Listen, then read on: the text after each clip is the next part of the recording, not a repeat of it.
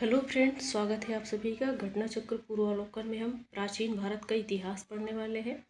प्राचीन भारत का इतिहास में आज का पहला टॉपिक है पाषाण काल। पाषाण काल से रिलेटेड सारे फैक्ट को पढ़ेंगे, उसके बाद क्वेश्चन को सॉल्व करेंगे। तो चलिए पढ़ते हैं। पाषाण काल, जिस काल का कोई लिखित साक्ष्य नहीं मिलता है उसे प्रागैतिहासिक काल कहते हैं। प्रागैतिहासिक काल कहते हैं जिस साक्ष्य का कोई लिखित साक्ष्य नहीं मिला है उसे प्रागैतिहासिक काल कहते हैं। आद्य ऐतिहासिक काल में लिपि के साक्ष्य तो हैं, किंतु उनके अपठय या दुर्बोध होने के कारण उनसे कोई निष्कर्ष नहीं निकलता। जो आद्य ऐतिहासिक काल है वो उस लिपि के साक्ष्य मिलते हैं लेकिन उसको पढ़ा नहीं जा सकता है। जब लिखित विवरण मिलते हैं वह ऐतिहासिक काल है। लिखित विवरण ऐतिहासिक काल में मिला गया है, इसको आसानी से पढ़ सकते हैं। प्रागैतिहासिक के अंतर्गत पाषाण कालीन सभ्यता तथा आदि इतिहास के अंतर्गत सिंधु घाटी सभ्यता एवं ताम्र सभ्यता जिसो आहार जोरवे आदि आती हैं। तो प्रागैतिहासिक काल के अंतर्गत पाषाण कालीन सभ्यता आती है और आद्य ऐतिहासिक के अंतर्गत सिंधु घाटी सभ्यता आती है, जबकि छठी शताब्दी ईसा पूर्व के आसपास से ऐतिहासिक काल का आरंभ हो जाता है। तो छठवीं शताब्दी के आसपास से ऐतिहासिक काल का आरंभ हो जाता है। सर्वप्रथम 1863 ईस्वी में भारत में पाषाण कालीन सभ्यता का अनुसंधान प्रारंभ हुआ था। तो पाषाण कालीन सभ्यता का अनुसंधान 1863 ईस्वी में प्रारंभ हुआ था। पाषाण निर्मित उपकरणों की अधिकता के कारण संपूर्ण पाषाण युगीन संस्कृति को 3 मुख्य चरणों में विभाजित किया है। पाषाण निर्मित उपकरण मतलब पाषाण मतलब होता है पत्थर। पत्थर का बनाया गया उपकरण की अधिकता ज़्यादा थी, इसके कारण संपूर्ण पाषाण युग को 3 भागों में बांट दिया गया है। ये है पूरा पाषाण काल, मध्य पाषाण काल और नव पाषाण काल है। तो उपकरणों की भिन्नता के आधार पर पूरा पाषाण काल को भी 3 कालों में विभाजित किया गया है। तो उपकरणों की भिन्नता के आधार पर भी जो पहला है पूरा पाषाण काल, इसको भी 3 भागों में बांट दिया गया है। उपकरण की भिन्नता मतलब जो पत्थर का या पाषाण का औजार था उसमें भी भिन्नता पाई जाती है। पहला है पूर्व पाषाण काल। पूरा पाषाण काल में पहला है पूर्व पाषाण काल, इसको क्रोड। तो इसके उपकरण क्या थे, जैसे हस्तकुठार, खंडक एवं विदारणी। और दूसरा है मध्य पूरा पाषाण काल, इसमें फलक उपकरण। तथा तीसरा है उच्च पूरा पाषाण काल, इसमें तक्षणी एवं खुरचनी उपकरण थे। ये उपकरण औजार का नाम है। तो पूरा पाषाण काल के भी 3 भागों में विभाजित किया गया है। पूर्व पाषाण काल, मध्य पाषाण काल और उच्च पाषाण काल। सर्वप्रथम पंजाब की सोहन नदी घाटी, जो कि अब आज के समय पाकिस्तान में है, से चापर चॉपिंग पेबुल संस्कृति के उपकरण प्राप्त हुए हैं। सोहन नदी घाटी पाकिस्तान में है। सर्वप्रथम पंजाब के पास चापर चॉपिंग पेबुल संस्कृत के उपकरण यहाँ से मिले हैं। सर्वप्रथम मद्रास के समीप बदमुदुरै तथा अत्तिरपक्कम में हैंड एक्स संस्कृति के उपकरण प्राप्त हुए हैं। कहाँ पर? मद्रास, चेन्नई में। इस संस्कृति के अन्य उपकरण क्लीवर, स्क्रेपर आदि हैं। इसके अन्य उपकरण का क्या नाम है? क्लीवर, स्क्रेपर आदि। भारतीय भूगर्भ सर्वेक्षण के वैज्ञानिक रॉबर्ट ब्रूसफुट ब्रिटिश भूगर्भ वैज्ञानिक और पुरातत्वविद थे। जो भारतीय भूगर्भ सर्वेक्षण इंडियन जियोलॉजिकल सर्वे के वैज्ञानिक हैं वो रॉबर्ट ब्रूसफुट। ये ब्रिटिश भूगर्भ वैज्ञानिक और पुरातत्वविद थे। 1863 ईस्वी में रॉबर्ट ब्रूसफुट ने मद्रास के पास पल्लवरम नामक स्थान से पहला हैंड एक्स प्राप्त किया था।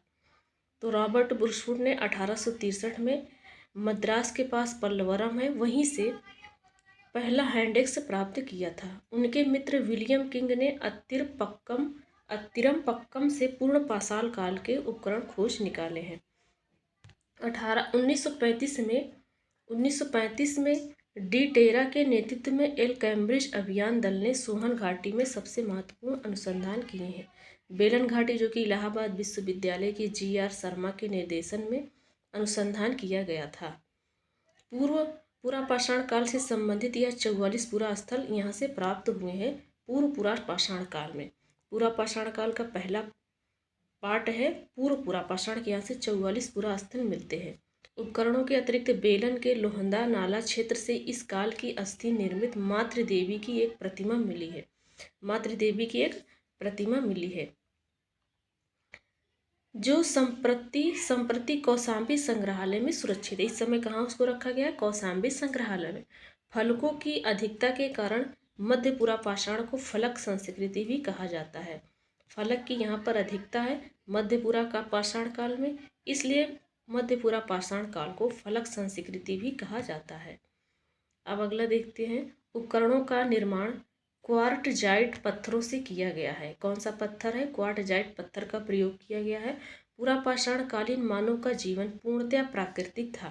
प्राकृतिक इनका जीवन था। वे प्रधानतः शिकार पर निर्भर रहते थे तथा उनका भोजन मांस अथवा कंदमूल हुआ करता था। अग्नि के प्रयोग से अपरिचित रहने के कारण वे कच्चा मांस ही खाते थे। इस युग का मानव शिकारी एवं खाद्य संग्राहक था। इस काल के मानव को पशुपालन तथा कृषि का ज्ञान नहीं था। ये कैसे थे? शिकारी एवं खाद्य संग्राहक थे, शिकार करते थे और जहाँ भी खाने पीने की, शिकार करने की ज़्यादा जगह थी, पर्याप्त था, वहीं पर ये चले जाते थे। भारत ने मध्य पाषाण काल के विषय में जानकारी सर्वप्रथम 1867 और 68 में मिली है। तो हम लोगों ने सबसे पहले पढ़ा क्या? पूरा पाषाण काल, पूरा पाषाण काल में नव पाषाण काल, और उसके बाद अब पढ़ते हैं मध्य पाषाण काल।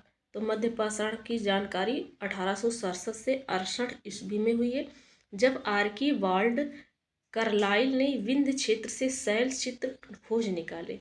कहाँ से? जो विंध्य क्षेत्र है वहाँ से इन्होंने शैल चित्र को खोज निकाला था 1867 और 68 में। कौन? Archie walled Carlisle. मध्य पाषाण काल के विशिष्ट औजार सूक्ष्म पाषाण या पत्थर के बहुत छोटे औजार थे। पत्थर के अब छोटे औजार बनने लगे थे मध्य पाषाण काल में। भारत में मानव अस्थिर पंजर सर्वप्रथम मध्य पाषाण काल से ही निर्मित होता है। मानव का जो अस्थि है, हड्डी, ये सबसे पहले मध्य पाषाण काल से ही मिला है। गुजरात स्थित लंघनाज सबसे महत्वपूर्ण पुरा स्थल है। सबसे महत्वपूर्ण पुरा स्थल कौन है? गुजरात में जो लंघनाज है ये सबसे महत्वपूर्ण स्थल है मध्य पाषाण काल का। यहाँ से लघु पाषाणोपकरणों के अतिरिक्त पशुओं की हड्डियाँ, कब्रिस्तान तथा कुछ मिट्टी के बर्तन भी प्राप्त हुए हैं गुजरात के लंघनाज से। यहाँ से 14 मानव कंकाल भी मिलते हैं। मध्य पाषाण कालीन महदहा प्रतापगढ़ उत्तर प्रदेश से एवं हड्डी एवं सींग प्राप्त हुए हैं। जी.आर. शर्मा ने महदहा के 3 क्षेत्रों का उल्लेख किया है। झील क्षेत्र, बूचड़खाना संकुल क्षेत्र एवं कब्रिस्तान निवास क्षेत्र में बांटा था। बूचड़खाना संकुल क्षेत्र से ही हड्डी एवं सींग निर्मित उपकरण एवं आभूषण बड़े पैमाने पर पाए गए हैं। डॉक्टर जय नारायण पांडे द्वारा लिखित पुस्तक पुरातत्व विमर्शन में महदहा, सराय नाहर राय, दमदमा तीनों ही स्थलों से हड्डी के उपकरण एवं आभूषण पाए जाने का उल्लेख है। दमदमा में किए गए उत्खनन के फलस्वरूप पश्चिमी तथा मध्यवर्ती क्षेत्रों से कुल मिलाकर 40 मानव समाधान ज्ञात हुए हैं। 41 इन समाधानों में से 5 समाधान युग्म समाधान है और एक समाधान में 8 मानव कंकाल एक साथ दफनाए मिले हैं। शेष समाधानों में एक एक कंकाल मिले हैं। इस प्रकार कुल 48 मानव कंकाल प्राप्त हुए हैं। सराय नाहर राय से ऐसी समाधि मिली है जिससे 4 मानव कंकाल एक साथ दफनाए गए थे। यहाँ की कब्रें जो समाधियाँ आवास क्षेत्र के अंदर स्थित थी। कब्रें छिछली तथा अंडाकार थी। विंध्य क्षेत्र के लेखहिया के शिलाश्रय संख्या 1 से मध्य पाषाणिक लघु पाषाण उपकरणों के अतिरिक्त 17 मानव कंकाल भी प्राप्त हुए हैं यहाँ से, जिनमें से कुछ सुरक्षित हालात में हैं तथा अधिकांश क्षत विक्षत अवस्था में है। अमेरिका के ओरेगॉन विश्वविद्यालय के जॉन और लुकास के अनुसार लेखहिया में कुल 27 मानव कंकालों की अस्थियां मिली है। पशुपालन का प्रारंभ मध्य पाषाण काल से हो गया था। तो मध्य पाषाण काल का प्रारंभ से क्या हो गया है? पशु को पालना स्टार्ट हो गया है। पशुपालन के साक्ष्य भारत में आदमगढ़ जो कि होशंगाबाद जिले में मध्य प्रदेश में है तथा बागोर जो कि भीलवाड़ा राजस्थान में है, यहाँ से मिलता है साक्ष्य पशुपालन करने का। मध्य पाषाण काल के मानव शिकार करके मछली पकड़कर और खाद्य वस्तुओं का संग्रह पेट भरते थे। मानव शिकार करके मछली पकड़ करके पेट भरते थे।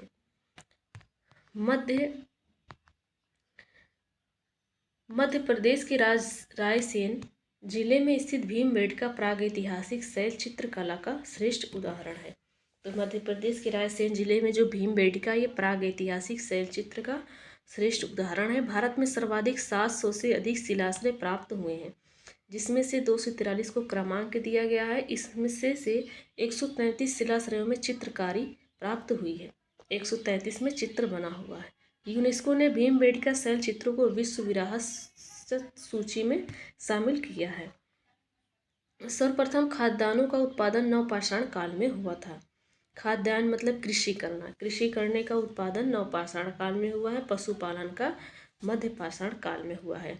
इसी काल में गेहूं की कृषि प्रारंभ हुई थी। नवीनतम खोजे के अनुसार खोजों के आधार पर भारतीय उपमहाद्वीप में प्राचीनतम कृषि साक्ष्य वाला स्थल उत्तर प्रदेश का संत कबीर नगर जिले में स्थित लहुरा देव है।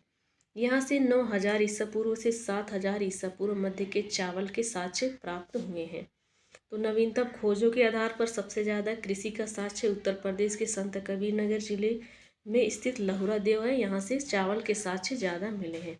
उल्लेखनीय है कि इस नवीनतम खोज के पूर्व भारतीय उपमहाद्वीप का प्राचीनतम कृषि साक्ष्य वाला स्थल मेहरगढ़ है। जो प्राचीनतम है वो मेहरगढ़, जो इस तरह में पाकिस्तान के बलूचिस्तान में स्थित है। ये 7000 ईसा पूर्व के गेहूं के साक्ष्य यहाँ पर मिला है। कृषि का साक्ष्य सबसे पहले मेहरगढ़ में मिला है। पाकिस्तान के बलूचिस्तान में कौन सा गेहूं का साक्ष्य मिला है। जबकि प्राचीनतम चावल के साक्ष्य वाला स्थित कोल्डीवा है, जो कि इलाहाबाद जिले में बेलन नदी के तट पर स्थित है। तो कोल्डीवा से क्या मिला है, चावल के साक्ष्य। 6500 ईसा पूर्व के चावल की भूसी के साक्ष्य मिले हैं। माना जाता था ऐसा। चीन के यांगत्जी नदी घाटी क्षेत्र में लगभग 7000 ईसा पूर्व में चावल उगाया गया था। तो सबसे पहले यह 7000 ईसा पूर्व में चावल कहाँ उगाया गया था, तो चाइना के यांगत्जी नदी घाटी क्षेत्र में। मक्का लगभग 6000 ईसा पूर्व का प्रथम साक्ष्य मैक्सिको में पाया जाता है। मक्का कहाँ 6000 ईसा पूर्व में उगाया गया था, मैक्सिको में। बाजरा 5500 ईसा पूर्व में चीन में। सोरघम 5000 ईसा पूर्व पूर्वी अफ्रीका में। राई 5000 ईसा पूर्व दक्षिणी पूर्व एशिया में। तथा जईद 2300 ईसा पूर्व में यूरोप में सर्वप्रथम उगाया गया था। मेहरगढ़ से पाषाण संस्कृति से लेकर हड़प्पा सभ्यता तक के सांस्कृतिक अवशेष प्राप्त हुए हैं। मानव कंकाल के साथ कुत्ते का कंकाल बुर्ज होम जम्मू कश्मीर से मिलता है। मानव के साथ कुत्ते को दफनाया गया जम्मू कश्मीर के बुर्ज होम में। गर्त आवास के साक्ष्य भी यहीं से प्राप्त हुए हैं। इस पुरास्थल की खोज वर्ष 1935 ईस्वी में डी टेरा एवं पीटरसन ने की थी। गुफकराल कश्मीर में स्थित नवपाषाणिक स्थल है। गुफकराल कहाँ है, कश्मीर में है। गुफकराल का अर्थ होता है कुलाल, अर्थात कुम्हार की गुहा। यहाँ के लोग कृषि एवं पशुपालन का कार्य करते थे। चिरांद बिहार के सारण जिले में स्थित है। चिरांद कहाँ है, बिहार के सारण जिले में। यहाँ से नवपाषाणिक अवशेष प्राप्त हुए हैं। यहाँ से हड्डी के अनेक उपकरण प्राप्त हुए हैं। यहाँ से हड्डी के भी अनेक उपकरण प्राप्त हुए। यहाँ से प्राप्त उपकरण हिरण के सींगों से निर्मित है। जो उपकरण बना है किससे बना है, हिरण के सींग से बना है। नवपाषाण युगीन दक्षिण भारत में मृतक को दफनाने के स्थल के रूप में बृहद पाषाण स्मारकों की पहचान की गई है। नवपाषाणकालीन पुरास्थल से राख के टीले कर्नाटक में मैसूर के पास बेल्लारी जनपद में स्थित संगनकल्लू नामक स्थान से प्राप्त हुआ है। तो जो नवपाषाण काल है, नवपाषाण काल में राख के टीले कहाँ से मिला है, कर्नाटक में। कर्नाटक के मैसूर शहर में, मैसूर शहर के बेल्लारी जनपद में स्थित है। उसका नाम है संगनकल्लू। पिकली हल, उतनूर आदि स्थलों से भी राख के टीले मिले हैं। ये राख के टीले नवपाषाण युगीन पशुपालक समुदायों के मौसमी शिविरों के लिए के जले अवशेष हैं। तो पिकली हल क्या है या उतनूर क्या है, ये राख के टीले हैं। लेकिन ये राख के टीले नवपाषाण युगीन पशुपालक समुदायों के मौसमी शिविर के जल अवशेष हैं। मौसमी शिविर के ये क्या हैं, जल के अवशेष हैं। आग का उपयोग नवपाषाण काल की महत्वपूर्ण उपलब्धि थी। तो नवपाषाण काल में क्या हुआ है, नवपाषाण काल में कृषि हुई है और आग की खोज हुई है। और पशुपालन कब हुआ है, मध्य पाषाण काल में हुआ है। अगला है धातुओं में सबसे पहले तांबे का प्रयोग किया गया है। सबसे पहले कौन सी धातु का प्रयोग किया गया है, तो तांबे का इस चरण में पत्थर एवं तांबे के उपकरण का साथ साथ प्रयोग जारी रहा। पत्थर और तांबे दोनों का प्रयोग करने लगे नवपाषाण काल में। इसी कारण इसे ताम्र पाषाणिक संस्कृति या कैल्कोलिथिक कल्चर भी कहा जाता है। ताम्र पाषाणिक का अर्थ है पत्थर एवं तांबे के प्रयोग की अवस्था, दोनों को मिक्स करके। भारत में ताम्र पाषाण युग की बस्तियां हैं दक्षिण पूर्व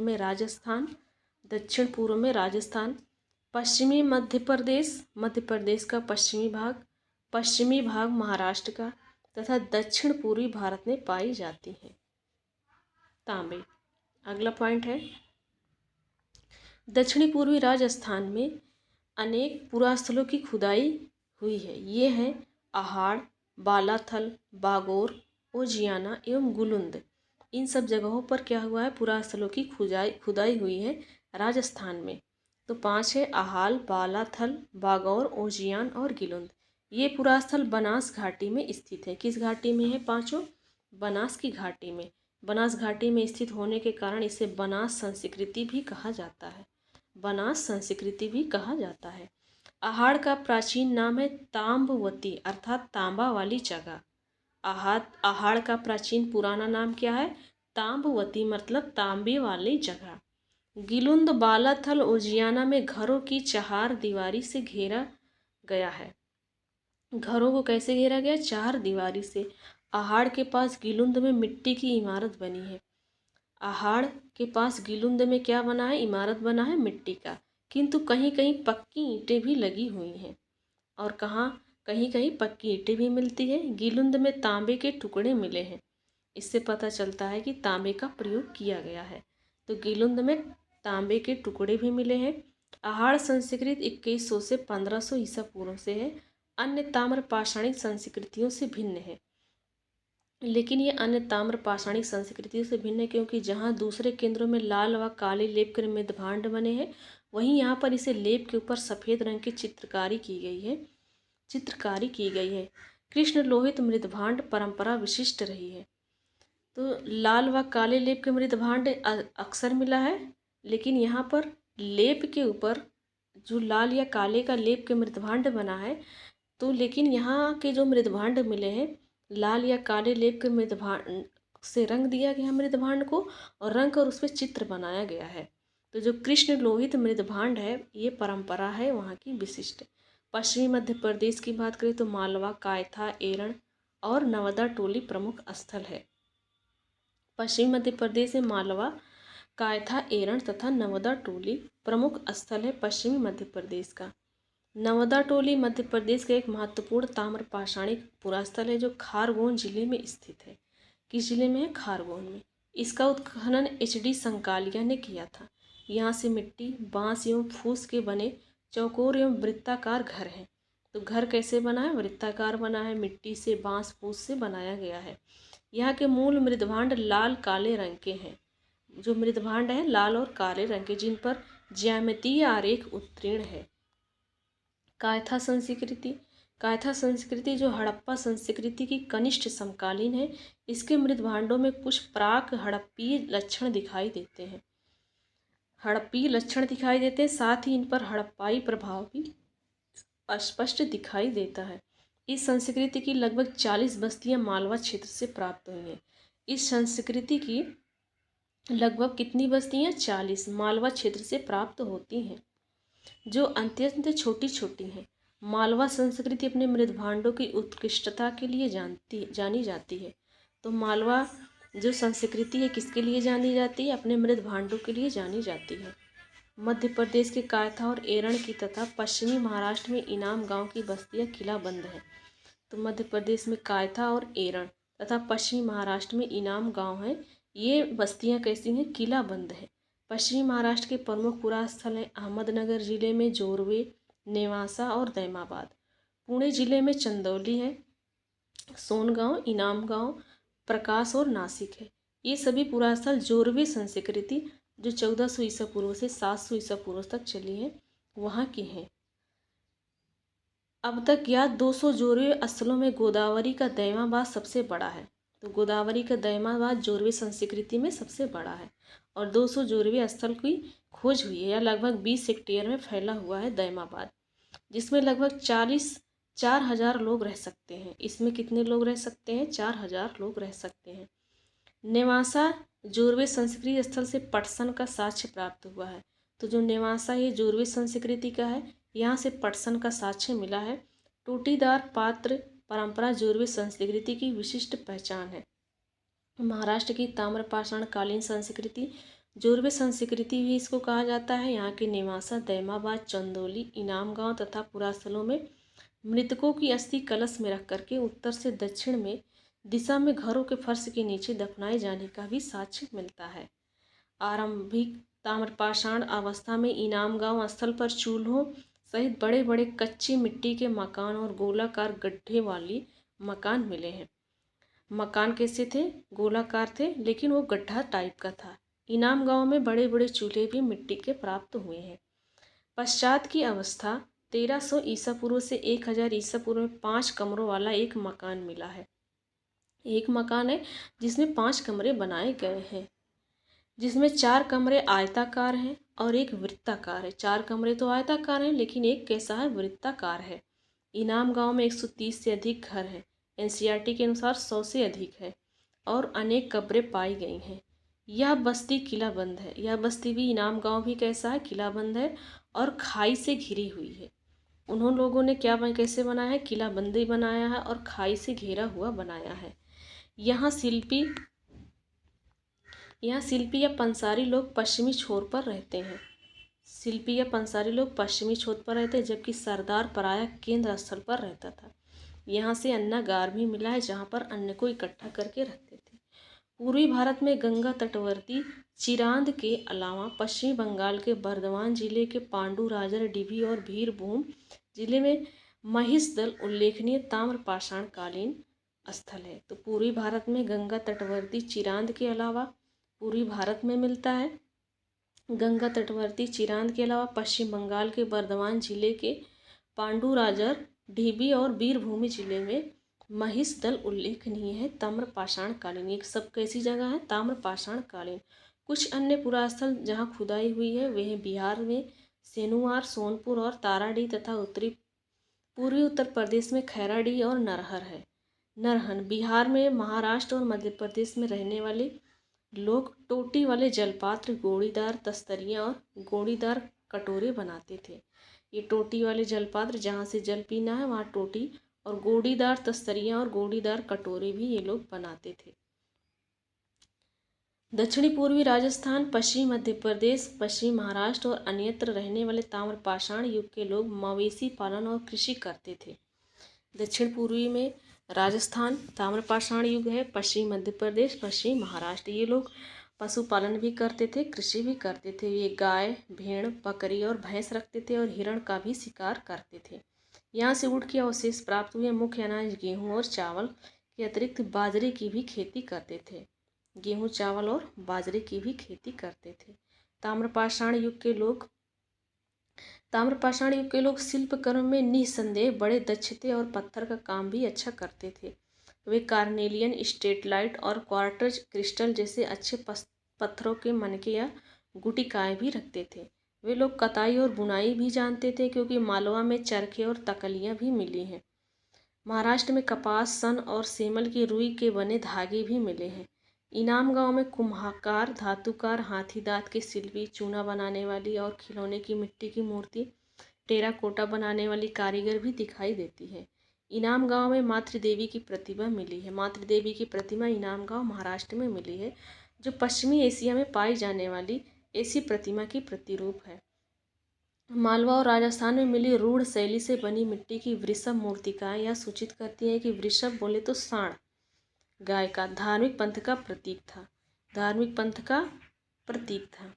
पश्चिमी महाराष्ट्र की चंदौली और नेवासा बस्तियों में कुछ बच्चों के गलों में तांबे के मनकों का हार पहनाकर उन्हें दफनाया गया है, जबकि अन्य बच्चों की कब्रों में सामान के तौर पर कुछ बर्तन मात्र है। महाराष्ट्र में मृतक को उत्तर दक्षिण में रखा जाता था, किंतु दक्षिण भारत में पूर्व पश्चिम की दिशा में। कैसा? पूर्व से पश्चिम की दिशा। पश्चिमी भारत में लगभग संपूर्ण समाधान एक्सटेंडेड बरियल प्रचलित था, जबकि पूर्वी भारत में आंशिक समाधान फ्रैक्शनल बरियल चलता था। सबसे बड़ी निधि मध्य प्रदेश के गुंगेरियन से प्राप्त हुई। इसमें 424 तांबे के औजार तथा हथियार तथा 102 चांदी के पतले पत्थर हैं। तो जो पश्चिमी भारत में लगभग संपूर्ण समाधान कैसा था? पश्चिमी भारत में एक्सटेंडेड बरियल था, और जो पूर्वी भारत है यहाँ फ्रैक्शनल बरियल है। कायथा के एक घर में तांबे के 28 कंगन और 2 अद्वितीय ढंग के कुल्हाड़ियाँ पाई जाती हैं। इसी स्थान पर स्टेटलाइट और कार्नेलियन जैसे कीमती पत्थरों की गोलियों के हार पात्रों में जमा पाए गए हैं। गणेश्वर स्थल राजस्थान में खितरी ताम्रपट्टी के सीकर झुंझुनू क्षेत्र के तांबे की समृद्ध खानों में के निकट पड़ता है। दक्षिण भारत में ब्रह्मगिरी, पिकलीहल, संगनकल्लू, मस्की हल्लूर आदि के ताम्रपाषाण युगीन बस्तियों के साक्ष्य मिलते हैं। दक्षिण भारत में कृषक की अपेक्षा चारावाह संस्कृति का अधिक प्रमाण मिला है। चारावाह का अधिक प्रमाण मिला है। नेक्स्ट है, भारत में सर्वप्रथम 1861 में अलेक्जेंडर कनिंघम को पुरातत्व सर्वेक्षण के रूप में नियुक्त किया गया था।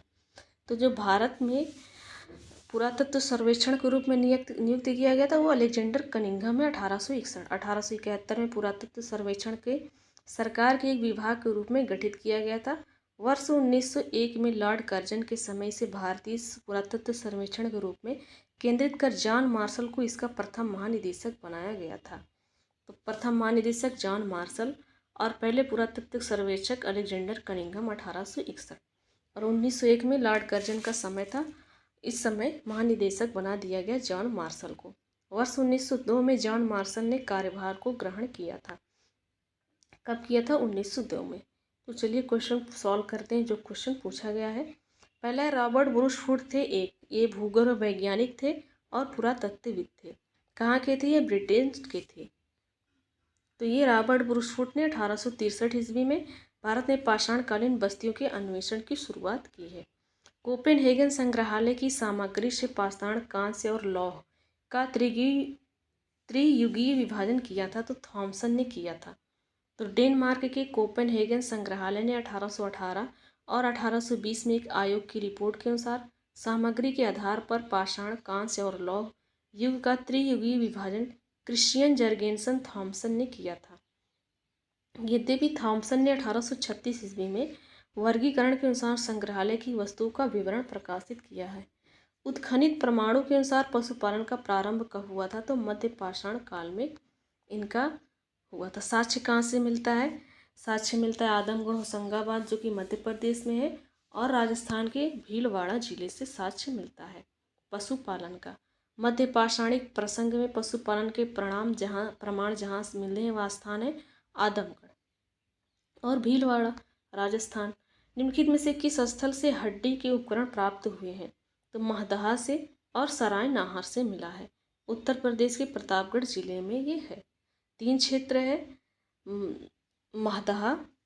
महदहा और कौन सा है? सराय नाहर है, सराय नाहर महदहा। नेक्स्ट है, हड्डी से निर्मित आभूषण भारत में मध्य पाषाण काल के संदर्भ में प्राप्त हुए हैं। तो हड्डी से आभूषण को बनाया गया है सराय नाहर और महदहा में। अगला क्वेश्चन है, एक ही कब्र से 3 मानव कंकाल निकले हैं, ये दमदमा से निकला है। सराय नाहर, महदहा और दमदमा ये कहाँ पर है फ्रेंड्स? उत्तर प्रदेश के प्रतापगढ़ जिले में है। अगला क्वेश्चन है, खाद्यान्नों की कृषि सर्वप्रथम कहाँ से प्रारंभ हुई है? तो ये नवपाषाण काल से प्रारंभ हुई है। मनुष्य कृषि कर्म से परिचित हो गया। भारत में मानव का सर्वप्रथम साक्ष्य कहाँ से मिलता है? तो नर्मदा घाटी से मिलता है मानव का सर्वप्रथम साक्ष्य, जो कि मध्य प्रदेश में है। पश्चिमी नर्मदा क्षेत्र में स्थित है हथनौरा या होशंगाबाद जिले से नामक पुरास्थल से प्राप्त हुई है। इसकी खोज 5 दिसंबर 1982 में हुई है।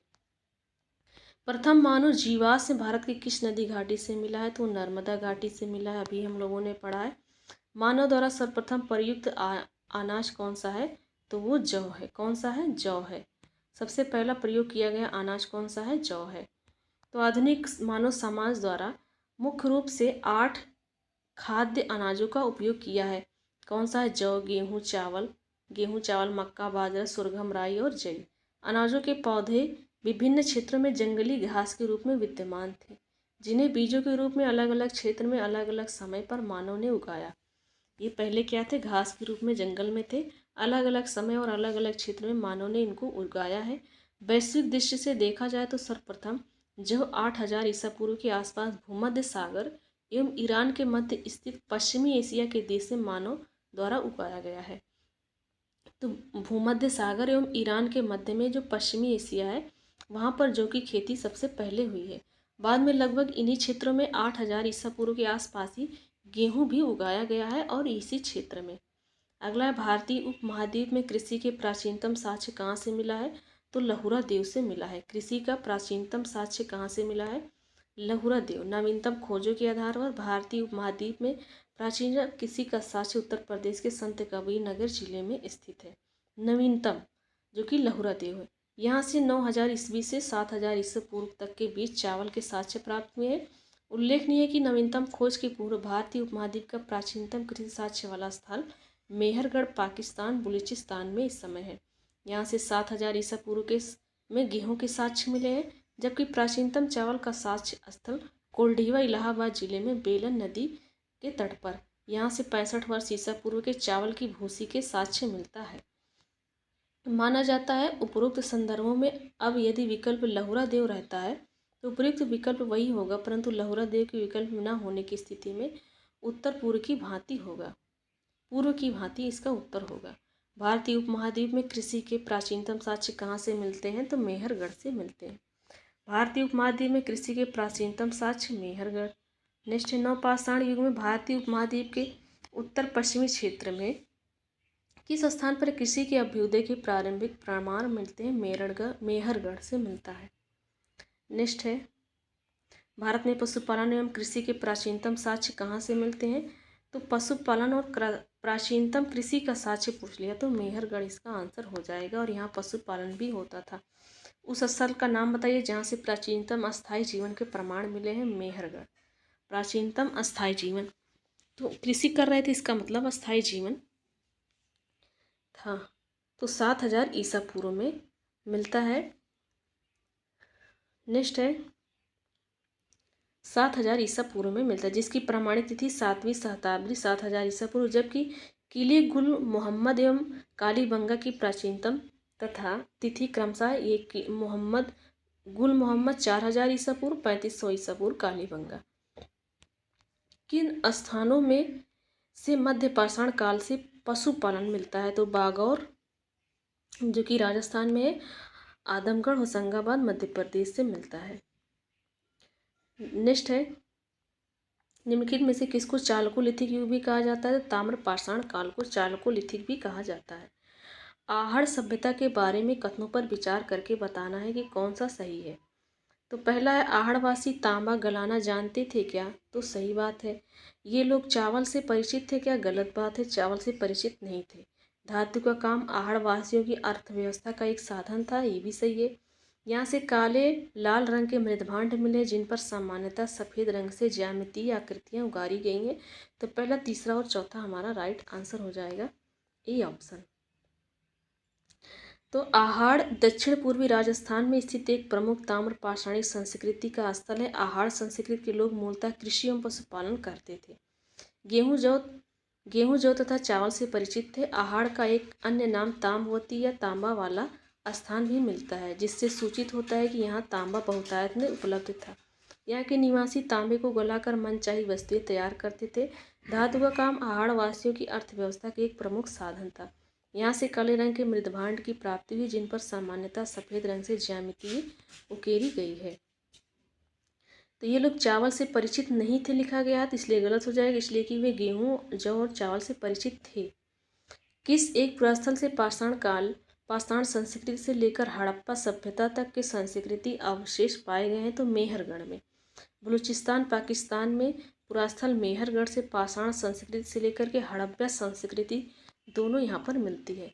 नर्मदा टोली का उत्खनन किसने कराया था? तो HD सांकलिया ने कराया था। नर्मदा टोली कहाँ पर है? मध्य प्रदेश में है। उत्खनन दक्कन कॉलेज पूना के प्रोफेसर HD सांकलिया ने कराया था। यह स्थल इस महाद्वीप का सबसे विस्तृत उत्खनित ताम्र पाषाणिक ग्राम स्थल है, जिसकी तिथि ईसा पूर्व में है वो 1600 से 1300 ईसा पूर्व में निर्धारित की गई है। नेक्स्ट है नर्मदा टोली किस राज्य में है, तो नर्मदा टोली मध्य प्रदेश राज्य में है।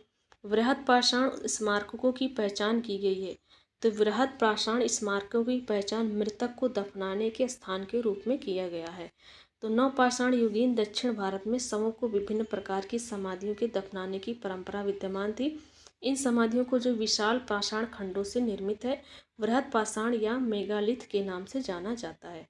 इनके विभिन्न प्रकार हैं, जैसे स्ट्रिट समाधि, pit circle, cairn circle, dolmen, अब्रेटा स्टोन, हुड स्टोन, कंदराएं, मेहर। राख का टीला निम्नलिखित किस नवपाषाण स्थल से संबंधित है, तो संगनकल्लू कर्नाटक मैसूर के पास वेल्लारी जनपद में है। ये राख का टीला है। भीमबेटका किसके लिए प्रसिद्ध है, तो गुफाओं के शैलचित्र के लिए भीमबेटका प्रसिद्ध है। मध्य प्रदेश के रायसेन जिले में है। प्रागैतिहासिक शैल चित्रकला का यह श्रेष्ठ उदाहरण है।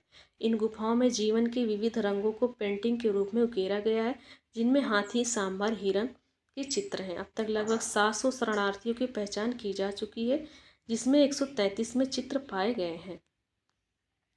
निम्नलिखित में से कौन सा स्थल प्रागैतिहासिक चित्रकला के लिए प्रसिद्ध है, तो कौन सा स्थल है, वो है भीमबेटका। कौन सा है, भीमबेटका। नेक्स्ट है भीमबेटका की गुफाएं कहाँ स्थित है, तो अब्दुल्लागंज रायसेन में है, रायसेन जिले में है। भारत में किस शिलाश्रय से सर्वाधिक चित्र प्राप्त हुए, तो भीमबेटका से प्राप्त हुए हैं। किस भारतीय पुरातत्व ने पहली बार भीमबेटका गुफा को देखा और उसके शैल चित्रों के प्रागैतिहासिक महत्व को खोजा, तो वी.एस. वांककर है। तो मध्य प्रदेश के रायसेन जिले में स्थित भीमबेटका प्रागैतिहासिक चित्रकला से है। 1957 ईस्वी में वी.एस. वांगकर ने की थी इसकी खोज। यूनेस्को ने भीमबेटका शैल चित्र को विश्व विरासत सूची में घोषित कर दिया है। खोज कभी 1957 में। भीमबेटका की खोज किसने किया था, तो डॉक्टर विष्णुधर वाकणकर। शॉर्टकट में इनका क्या नाम है, शॉर्टकट में वी.एस. गौरिक मृद्भांड पात्र ओसीपी का नामकरण हुआ था, तो हस्तिनापुर में। गौरिक मृद्भांड पात्र ओसीपी का नामकरण कहाँ हुआ था, हस्तिनापुर में इनका नामकरण हुआ था। नेक्स्ट है गंगा यमुना दोआब की सांस्कृतिक परंपरा संभवतः उस प्रकृति के साथ शुरू होती है जिसने अपने अत्यंत विशिष्ट मृद्भांड के नमूने के कारण गेरू वर्णिम गौरिक मृद्भांड संस्कृति ओसीपी कहा गया है। बीबी लाल ने वर्ष 1951 में हस्तिनापुर में प्रथम गौरिक मृद्भांड प्राप्त किया था, वहीं इसका नामकरण हुआ है। ताम्रस्य काल में महाराष्ट्र के लोग मृतकों को घर के फर्श के नीचे किस तरह रख के दफनाते थे, तो उत्तर से दक्षिण की ओर। जोरवी संस्कृति है। कहाँ जोरवी संस्कृति कौन कौन सी, नेवासा, दैमाबाद, कौठे, चंदौली, इनाम गाँव। अगला है निम्नलिखित में से किस स्थल से मानव के साथ कुत्ते को दफनाया गया है, तो बुर्ज होम जम्मू कश्मीर में ये मिलता है। अगला है गर्तावास, गड्ढे वाले घर भी यहाँ से मिलते हैं। किस स्थान पर मानव के साथ कुत्ते को दफनाया गया, बुर्ज होम जम्मू कश्मीर। गर्त आवास के साक्ष्य कहाँ मिलते हैं, बुर्ज होम। गर्त आवास मतलब गड्ढे वाला आवास। सूची फर्स्ट को सूची सेकंड से सुमेलित किया गया है, बताना है कौन सा सही सुमेलित है, तो बुर्ज होम। बुर्ज होम ख्याति का कारण शैलकृत देव मंदिर नहीं, अभी हम लोगों ने पढ़ा था कि मानव के साथ कुत्ते को दफनाया गया, पहला गलत हो जाएगा। चंद्रकेतुगढ़ में टेराकोटा कला मिलती है, ये सही है। गणेश्वर में क्या मिलता है, ताम्र कला कृतियाँ मिलती हैं, ये भी सही है। तो इसका आंसर क्या हो जाएगा, इसका आंसर हो जाएगा 2 और 3, तो इसका डी ऑप्शन राइट आंसर है। नेक्स्ट है विंध्य क्षेत्र के किस शिलाश्रय को सर्वाधिक मानव कंकाल मिले हैं, तो लिखैया। किस शिलाश्रय के थे, लिखैया शिलाश्रय से सर्वाधिक मानव कंकाल मिला है। नीचे दिए गए कथनों को बताना है कि कौन सा सही है। विंध्य क्षेत्र के पाषाण युगीन लोगों ने नूतन भूतल काल के अंत में गंगा घाटी में प्रव्रजन किया है क्या। अगला है जलवायु परिवर्तन के कारण इस काल में शुष्कता का चरण था, ये भी सही बात है, तो दोनों सही है। इसका ऑप्शन हो जाएगा ए ऑप्शन। ए और आर दोनों सही है, एक दूसरे की व्याख्या भी करते हैं। तो जी.आर. शर्मा ने सराय नहर राय में खुदाई के बाद यह अवधारणा दी कि नूतन भूतल काल के अंत में सूखे के कारण विंध्य क्षेत्र में भोजन की कमी के कारण लोगों ने गंगा घाटी क्षेत्र में प्रवास किया है। तो विंध्य के क्षेत्र से जाकर के ये गंगा की घाटी में प्रवास कर दिए। भारतीय पुरातत्व सर्वेक्षण निम्नलिखित विभागों मंत्रालयों में से किसका संलग्न कार्यालय है? तो ये संस्कृति का है। तो किसके अंतर्गत आता है? संस्कृति मंत्रालय के अंतर्गत आता है भारतीय पुरातत्व सर्वेक्षण।